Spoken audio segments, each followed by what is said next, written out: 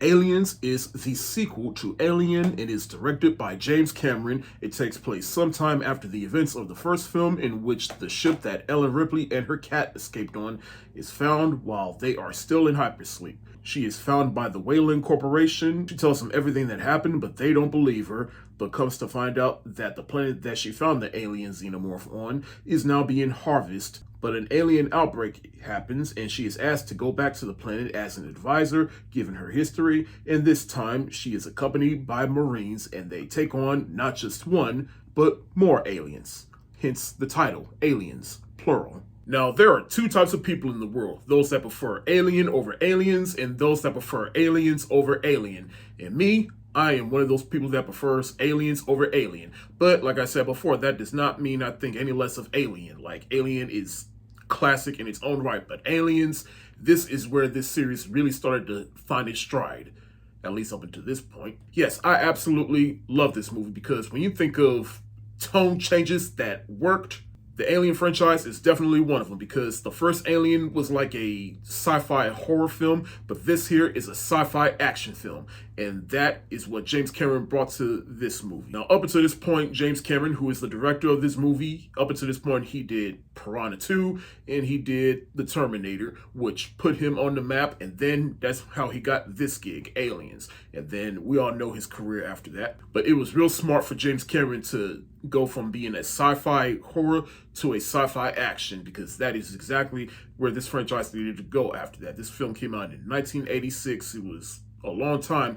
between Alien and Aliens, so enough time had passed for that change to make sense to a lot of people. And just like the first film, the effects in this movie are perfect. They use a good mix of practical effects, puppetry. The effects in this film are just as impressive as the effects in the first film. And there were a couple of scenes where they used matte paintings, where I noticed it was a matte painting given how old this movie was, but even in the context of 1986, it was just impressive how it worked. Like, it definitely, like, if I saw this back in 1986, it would have definitely had me fooled. But the true strength of this movie is Ellen Ripley, who is played once again by Sigourney Weaver. And to me, I don't know if this type of trope happened before this movie came out, but this is really, at least to my knowledge, the first movie where the trope of a character going through PTSD over the events of the first film truly happened. And it started right here, but back in 1986, it was just the right call to make for this character of Ellen Ripley, because she does have post-traumatic stress over the events that happened in the first Alien. She is a survivor. She is going through it in this film. And if you watch the special edition of this movie, they add a little bit more context to her character, because this film does take place decades after the first film. She did have a daughter who passed away, and so now she feels like she missed all that time she could have spent with her daughter, and now there's just this void in her life that is just missing. So now there's just this void in her life that is just missing, which I will get into real soon. But even when she's given the Marines the briefing of her experiences, you can tell that she's just mentally thinking about it, and she's just going through it, and she's trying to warn everybody about how serious the situation is. But among all that, she still has a job to do, and she's still a competent person. Now, outside of Ellen Ripley, we do get new characters such as Burke, who is played by Paul Reiser. He's basically part of the Weyland Corporation, and he's the one that convinces her to go to the planet with them to basically be their advisor. But of course, we all know there are more nefarious things going on with him, and he's a slimy corporate guy, and he is all about his money. Because as Ellen Ripley said in the movie, I don't know which species is worse. You don't see them fucking each other over for a goddamn percentage. now, like I said, she goes to that planet with a bunch of Marines, which is perfect, because Marines, they are there to hunt, they're here to kill the aliens, but of course, they don't know the validity of the situation. But of course, like the crew in the first movie, they all have their own unique character traits. Like, when they first get out of hypersleep, the first one we meet is the Black General, and I just like how he just gets out and he has a cigar in his hand like he's just ready to work. There's General Hicks, played by Michael Biehn, whom James Cameron had previously worked on in The Terminator. Hey, keeping it in the family.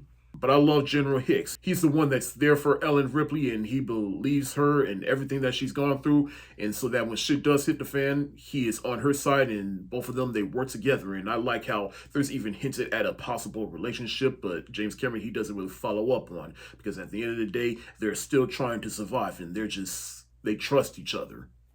there's this level of respect that Ripley and Hicks have for each other. Some of the other Marines that we meet are Vasquez, who is one of the female Marines over there, and look, she's fine and everything, and I like the character, but I do gotta acknowledge the fact that she is not actually Spanish. She is played by the lady who would go on to play John Connor's foster mother in Terminator 2. And while this is basically some form of blackface, at the end of the day, hey, what's done is done, and I can't be so mad at it. I can't be so mad at it because it happened a long time ago, but it's just one of those things that I gotta acknowledge whenever I talk about this movie. But regardless, the character is funny and badass in her own right. And I like the rapport she has with Bill Paxton's character. Rest in peace. Bill Paxton, he's one of the other Marines, and then once he realized the validity of the situation, he's starting to freak out, like particularly in this scene right here where he gives us this iconic line. Game over, man. It's game over.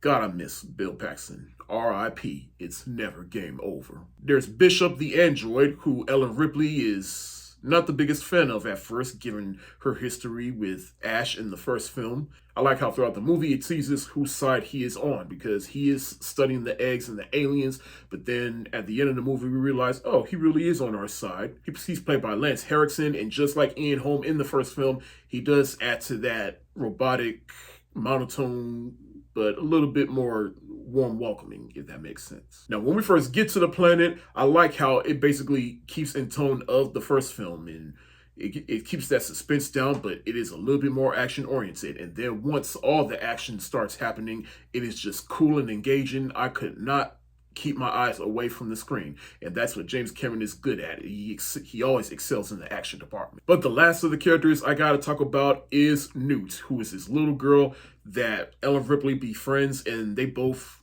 basically fill the voice that they're missing in their life, because she was on this planet for a long time. She survived for weeks, but she lost her family. Ellen Ripley, she lost her daughter, so they basically fill in those voids out for her. And I love the bond that the two share throughout the film, because they're just trying to get off this planet and survive. And the moment the two of them separate, you just feel it, and you just feel that this is just something Ellen Ripley she's got to do, so that once they get back on the ship, and it just kind of reminds me of the quote from Godzilla, King of Monsters, where Dr. Silverzawa, he gives that speech from the fortune cookie where it says, in order to heal our wounds, we must make peace with the demons that create her. And so when Ellen Ripley, she goes back down on the planet to go get Newt, I feel like that's basically her making peace with her demons by getting over everything that happened in the first Aliens, making up for the time she lost as a mother. Now, she does find Newt, but they come across the alien queen.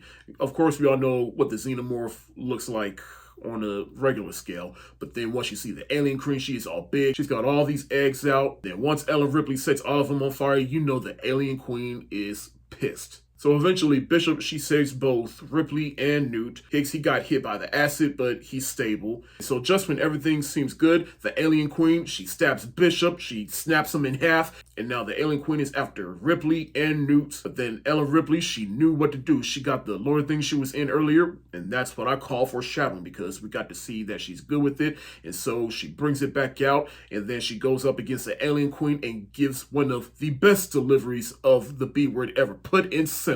Get away from her, you bitch! She takes on the alien queen, and she does eventually get some out of the She does get rid of the alien queen by fighting it with the loader and eventually getting it off the ship, and the alien queen just flies out into space. And so now everybody's all good, and they all go back into hypersleep, and that is the end of the movie. I absolutely love Aliens. It's my favorite within the franchise. Now, I mentioned that the first movie gave us a good female character in Ellen Ripley, but this movie here made her an even better female character. And as far as James Cameron goes, I'd say it's either top 3, 5, but either way, it's definitely one of my top favorite James Cameron films. This is definitely where the series peaked, and it has not been the same ever since.